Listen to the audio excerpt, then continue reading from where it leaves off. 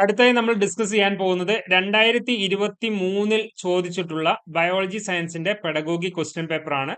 എല്ലാവരും പ്രത്യേകം നോട്ട് ചെയ്യുക. എസ് എ ക്വസ്റ്റ്യൻസും ഷോർട്ട് ആൻസർ ക്വസ്റ്റ്യൻസും മുൻപ് തന്നിട്ടുള്ള വീഡിയോനെ കമ്പയർ ചെയ്തുകൊണ്ട് ഇതിനെ പഠിക്കാൻ വേണ്ടി ശ്രമിക്കുക. അങ്ങനെയാണെങ്കിൽ വളരെ ചുരുക്കം ക്വസ്റ്റ്യൻസ് മാത്രമേ ഇതിൽ ആഡ് ഓൺ ചെയ്യേണ്ടതായിട്ട് കാണുള്ളൂ. അപ്പോൾ ആദ്യത്തെ വീഡിയോ നിങ്ങൾ പൂർണ്ണമായിട്ടും കണ്ട് അതിലെ 15 ക്വസ്റ്റ്യൻസ് നിങ്ങൾ നോട്ട് ചെയ്തതിന് ശേഷം ഈ വീഡിയോയിലേക്ക് വന്നു കഴിഞ്ഞാൽ ഈ വീഡിയോയിൽ നിന്നും 3-4 പോയിന്റ്സ് മാത്രമേ നിങ്ങൾക്ക് എടുക്കേണ്ടതായിട്ട് വരുള്ളൂ. അവസാനത്തെ ക്വസ്റ്റ്യനിലേക്ക് വരുമ്പോൾ നിങ്ങൾക്ക് 1-2 പോയിന്റ്സ് മാത്രമേ വരുന്നുള്ളൂ എന്നുള്ളതാണ്. അപ്പോൾ അങ്ങനെ കമ്പയർ ചെയ്തുകൊണ്ട് തന്നെ അതാത് സബ്ജക്റ്റിലുള്ള പെഡഗോഗി സ്റ്റുഡൻസ് പഠിക്കേണ്ടതാണ്. അത് പ്രത്യേകം നോട്ട് ചെയ്ത് പഠിക്കുക. ദെൻ ക്വസ്റ്റ്യൻസ് നോക്കുക. First question, describe the values of teaching biological science. നമ്മൾ നേച്ചർ, വാല്യൂ, സ്കോപ്പ് എന്നിങ്ങനെ പോലുള്ള ഒരു ക്വസ്റ്റ്യൻ ഷുവർ ആയിട്ടും ഫസ്റ്റ് യൂണിറ്റിൽ നിന്ന് വരുന്നുണ്ട്.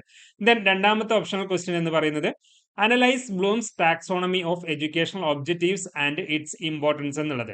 ഇവിടെ ബ്ലൂംസ് ടാക്സോണമി എന്ന് പറയുന്നത് 1956 ബ്ലൂംസ് കൊണ്ടുവന്നിട്ടുള്ള ടാക്സോണമി തന്നെയാണ്. പഴയ ടാക്സോണമിയാണ് ബ്ലൂംസ് ടാക്സോണമി എന്ന് പറയുന്നത്.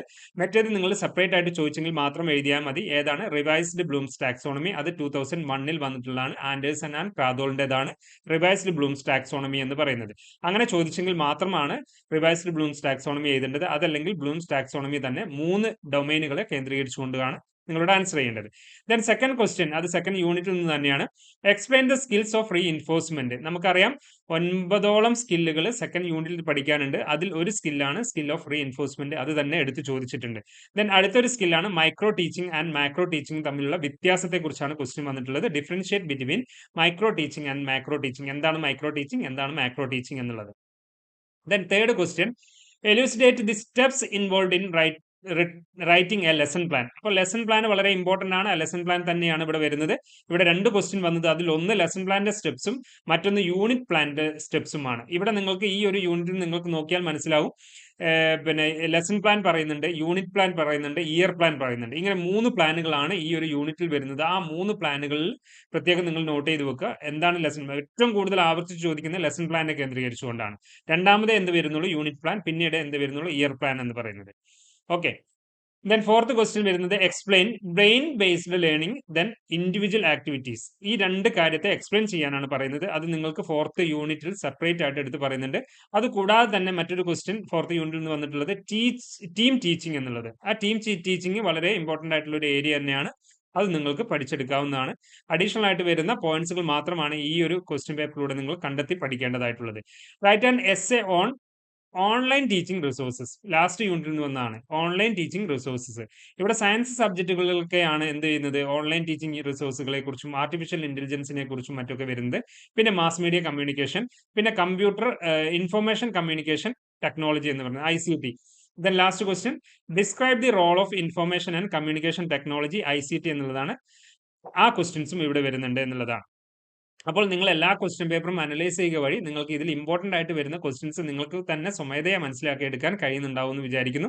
എങ്കിലും നമ്മൾ എന്ത് ചെയ്യുന്നുണ്ട്? അവസാനത്തിൽ ലൈവ് സെഷൻസ് കണ്ടക്ട് ചെയ്യുന്നുണ്ട്. ആ ലൈവ് സെഷൻസിൽ ഇതിന്റെ എല്ലാം ക്വസ്റ്റ്യൻ പേപ്പർ, അതായത് റിപ്പീറ്റ് ചെയ്ത് ചോദിച്ചിട്ടുള്ള ക്വസ്റ്റ്യൻസ് എടുത്തിട്ട് ആ ക്വസ്റ്റ്യൻസിന് ആൻസർ മാത്രം ഡിസ്കസ് ചെയ്തുകൊണ്ടുള്ള ലൈവ് സെഷൻസ് ഉണ്ട്. ആ ലൈവ് സെഷൻസ് നിങ്ങൾ പ്രത്യേകം അറ്റൻഡ് ചെയ്യാൻ വേണ്ടി ശ്രമിക്കുക. ദെൻ ഈ 2023 ചോദിച്ചിട്ടുള്ള ക്വസ്റ്റ്യൻ പേപ്പറിലെ ഷോർട്ട് ആൻസേഴ്സ് ഏതൊക്കെയാണ്? Describe the objectives of affective and psychomotor domain. ആവർത്തിച്ച് ചോദിച്ച ചോദ്യമാണ്. What do you mean by link lesson? Mention its needs എന്നുള്ളതാണ്. അപ്പോൾ സെക്കൻഡ് യൂണിറ്റിൽ 9ഓളം സ്കില്ലുകളെ കുറിച്ച് പഠിപ്പിക്കുന്നുണ്ട്. ആ സ്കില്ലുകളെല്ലാം ഒറ്റ സ്ട്രെച്ചിൽ കൊണ്ടേ പ്രാക്ടീസ് ചെയ്യുന്നതിനെയാണ്, അല്ലെങ്കിൽ 6-7 സ്കില്ലുകൾ ഒരുമിച്ച് പ്രാക്ടീസ് ചെയ്യുന്ന ആ ഒരു രീതിയാണ് ലിങ്ക് ലെസൺ എന്ന് പറയുന്നത്. അതിനുശേഷമാണ് നമ്മൾ മൈക്രോ ടീച്ചിങ്ങിലേക്ക് പോവുക.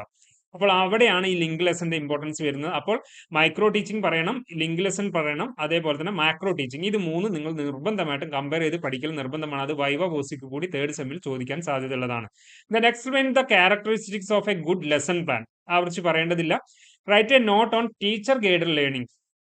ടീച്ചർ ഗൈഡഡ് ലേണിംഗ് എന്താണ്? അതായത് ടീച്ചർ സെന്റേഡ് ലേണിംഗിനാണ് ടീച്ചർ ഗൈഡഡ് ലേണിംഗ് എന്ന് പറയുന്നത്. കുറച്ചും കൂടി മോഡേൺ ആയിട്ടുള്ള വേർഡാണ് ടീച്ചർ ഗൈഡഡ് ലേണിംഗ് എന്ന് പറയുന്നത്. അതിനെ എക്സ്പ്ലെയിൻ ചെയ്യുക. Then write short notes on community resources four teaching of biology. ഈ കമ്മ്യൂണിറ്റി റിസോഴ്സസ് ബയോളജി ടീച്ചിങ്ങിൽ കമ്മ്യൂണിറ്റി റിസോഴ്സിന് വളരെ ഇമ്പോർട്ടൻസ് ഉണ്ട്. അതുകൊണ്ടാണ് ഈ ക്വസ്റ്റ്യൻ ഇങ്ങനെ വന്നിട്ടുള്ളത്. അപ്പോൾ ഇവിടെയും നിങ്ങൾക്ക് 15 ക്വസ്റ്റ്യൻസ് വന്നിട്ടുണ്ട്. അതിൽ 2024 ക്വസ്റ്റ്യൻ പേപ്പർ നിങ്ങൾ പരിചയപ്പെട്ടിട്ടുണ്ടെങ്കിൽ ഇവിടെ ഒരു 3 4 ടോപ്പിക്കുകളെ അഡീഷൻ ചെയ്ത് വന്നതായിട്ട് നിങ്ങൾക്ക് കാണാൻ കഴിയുന്നുണ്ടാവുള്ളൂ. അപ്പോൾ അത് മാത്രം നിങ്ങൾ എടുത്ത് പഠിച്ചാൽ മതി എന്നുള്ളതാണ്. സോ അടുത്ത ക്വസ്റ്റ്യൻ പേപ്പർ നമ്മൾ ഡിസ്കസ് ചെയ്യാൻ പോകുന്നത് 2022 എല്ലാവരും നന്നായി തന്നെ പഠിക്കുക. എല്ലാവർക്കും നന്നായി പഠിക്കാൻ കഴിയട്ടെ എന്ന് ആശംസിക്കുന്നു. Thank you all the very best.